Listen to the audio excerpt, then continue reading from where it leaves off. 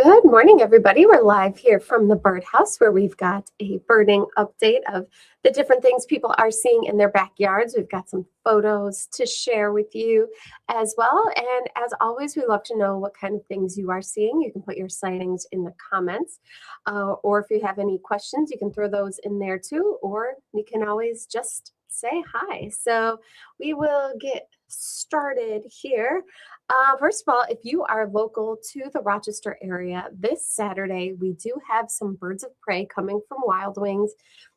Teddy the snowy owl, who is always a very big draw and a big hit, will be here along with the short-eared owl, whose name I think is it Sage, I think is the short-eared owl from Wild Wings, will be here this Saturday from 11:30 a.m. to 1 p.m. So you can stop in to see those birds here. It's always a really good thrill to see those birds up close. So we'll have Wild Wings here on Saturday. Also this Saturday, on our live stream, we will have Matt Young from the Finch Research Network back on. He's going to give us an update about this past season and how the eruption was with the different finches, things like the common redpoll, those redpolls coming in, the pine grosbeaks and evening grosbeaks. So he'll be giving us an update on the finch eruption that we had this year. And so that will be this Saturday on our broadcast right here at 10 a.m. So we've got that going on as well this week. If you're interested in winter finches, one of the best places that you can watch them in action, if you will, is the Ontario Feeder Watch cam from the Cornell Lab of Ornithology.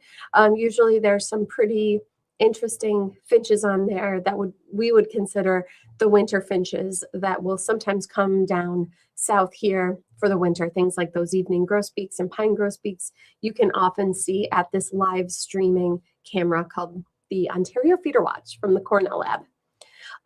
As far as sightings in people's backyards, we've been hearing about house finches coming to Niger feeders and sunflower seed feeders. Same with purple finch, who tend to be more common in the winter months at bird feeders. So keep an eye out for them. And then also at the Niger feeders, things like pine siskin.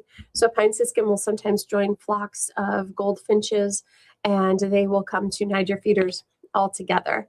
And the American goldfinches, we do have them here all year round. Right now, they're looking like this. They're not that bright gold that they are in the spring and summer months, but you guys are definitely getting finches.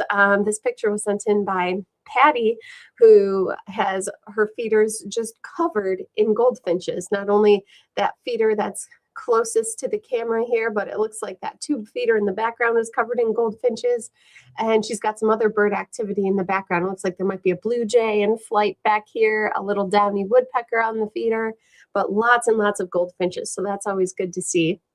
And these goldfinches are perched on a mesh Niger feeder that has no perches on it. If you look at that, it has a tray on it, but no perches. The finches don't need perches. They can cling onto mesh Niger feeders like this one here. And this one's nice because it has a little bit of a weather guard on the top. It has a little bit of a tray, but this is a popular style of Niger feeder. So not only do we have the mesh Niger feeders like this, we also have tube feeders that are super easy to clean. The bases pop out. So we've got all that stuff if you're trying to attract finches.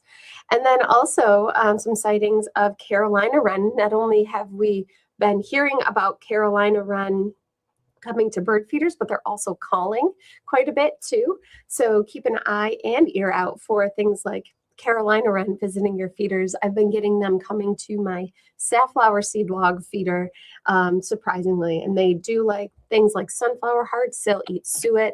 They do like the mealworms, and this time of the year, freeze-dried mealworms are always best. The live mealworms just can't survive in the cold that we've been having, but once it warms up, we will have more live mealworms for things like the Carolina wrens and also bluebirds. So lots of bluebird activity out there. They aren't nesting at this moment yet. It's still too early in the season, but if you see them hanging around houses, they could be looking for a place to nest for this following spring. So keep an eye out for bluebirds around, especially if you have a heated bird bath. They absolutely love heated bird baths and will splash around in there quite a bit if given the opportunity. Some other birds people are getting in their backyards, things like blue jays coming to any feeders that have peanuts, especially. They love peanuts in the shell. You can also offer them peanut pickouts, the insides of the peanuts, and sunflower seed too, the black oil sunflower seed.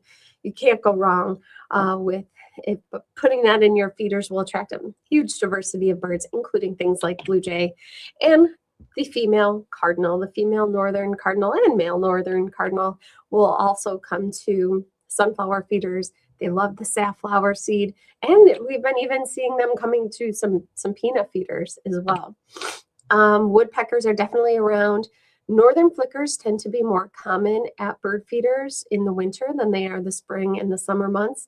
It's probably because their normal food sources of things like insects are very scarce this time of the year, and they definitely will come to the suet feeders in the wintertime.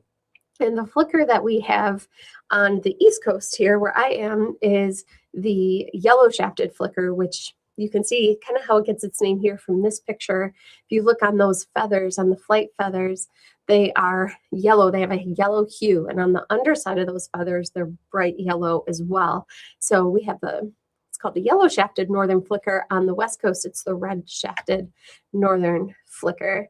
So we've got lots of not only northern flicker activity, but pileated woodpeckers coming to backyards, especially if you have what's called a paddle-tail Niger feeder, which this feeder is, it's kind of hard to tell from the picture, but it does have a projection on the bottom that the woodpecker will use to prop its tail up against in order to make it a little bit easier for them to feed. So they'll cling onto the mesh of the suet feeder and then prop their tail up with the tail prop. This is a very, very cool sighting, which as soon as I saw it, couldn't wait to share. This is a picture that was sent in by Janet Cranston-Faber from Naples, New York, who says, "Believe it or not, I've had a male rose-breasted grosbeak." And sure enough, right there in all the snow, a male red-breasted grosbeak just hanging out on the feeder. This time of the year, we usually hear things about evening grosbeaks being at feeders, although they are kind of rare, and sometimes even a pine grosbeak, but not a rose-breasted grosbeak, not until April or so. So this is a really, really cool sighting. And she sent in a secondary picture. This is still here every afternoon around 5 p.m. So very uncommon sighting for this time of the year. So that's very, very cool. Really neat sighting there. And then, of course, the hawk activity with all of the songbird activity coming to feeders. Don't be surprised if you get the hawks coming as well. You're getting those predators of the songbirds. And this is a picture Mark had sent in of a sharp-shinned hawk in his backyard. He says, "Didn't see what it caught, but interesting to see nature unfold outside my window," which is very, very true. So things like sharp-shinned hawk are visiting backyards, and more commonly the Cooper's hawk, which is even larger than the sharp-shinned hawk. And this picture was sent in by Sally, who says, "Cooper's hawk scared away the birds at my feeders, but have enjoyed woodpeckers, Carolina wrens, flickers, chickadees, and more."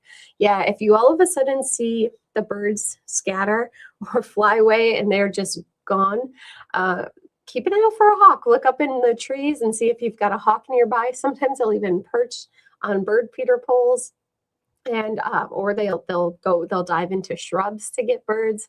So keep an eye out for any kind of bird of prey if all of a sudden your birds have disappeared. And speaking of birds of prey, here's an adult bald eagle, Lock 32 photo that had been sent in by Mark. Keep an eye out for any kind of open water for the bald eagles. And the immature bald eagles look quite a bit different. Here's a picture of an immature bald eagle over at Irondequoit Bay West. So thank you guys for tuning in. This Orange Plain fan says, "Is this live?" Yes, we are live right now. We're live every Tuesday morning and Saturday morning at 10 a.m. And Steel Monkey says, yes, Liz, I tried the dry mealworms. They were a big hit. Oh, that's great to hear. Things like Carolina Wren love the freeze-dried mealworms.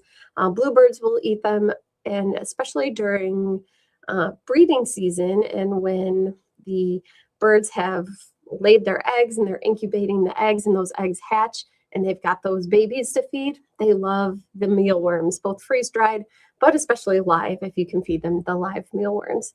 So it looks like that's everybody's comments and questions for the day. We'll be back on Saturday live here with Matt Young from the Finch Research Network. And then in store, starting at 11:30, we will have the Teddy the Snowy Owl and the short-eared owl, Sage from Wild Wings, will both be here. So it's going to be a great weekend. So until then, everybody have a wonderful week. And if you take any pictures of your birds, send them on in to us and we will share them here. And until then, we will talk to you soon and enjoy the birds. Bye-bye.